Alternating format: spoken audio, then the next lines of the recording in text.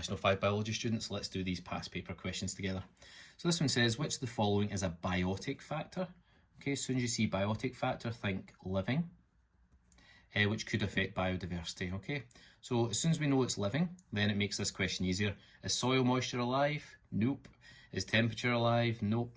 Is grazing alive? Now grazing involves the consumption of grass, so yes, that is going to be alive. And carbon dioxide is obviously not alive, okay? It's not a living factor. So the answer is going to be C there for that first one. You need to know your definitions of biotic and abiotic for these questions. So if you don't know that, then that's something to look over. Question 22, in an investigation into photosynthesis, a green plant was set up as shown and left in the light for 2 days.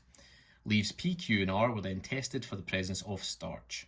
In which of these leaves was starch present? Okay, so we know that starch is made from glucose, or sugar,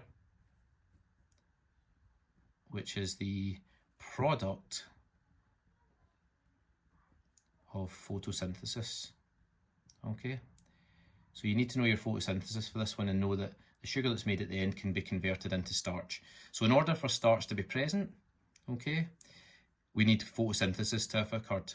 And what do we need for photosynthesis to occur? Well, we need light and we need carbon dioxide. Okay, we also need water as well, but you know we'll just deal with those two on this particular question.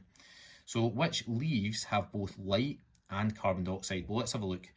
Leaf P, that is in a plastic bag that contains a chemical to absorb the CO2. So that one will not produce starch, okay, because it will not be able to photosynthesize.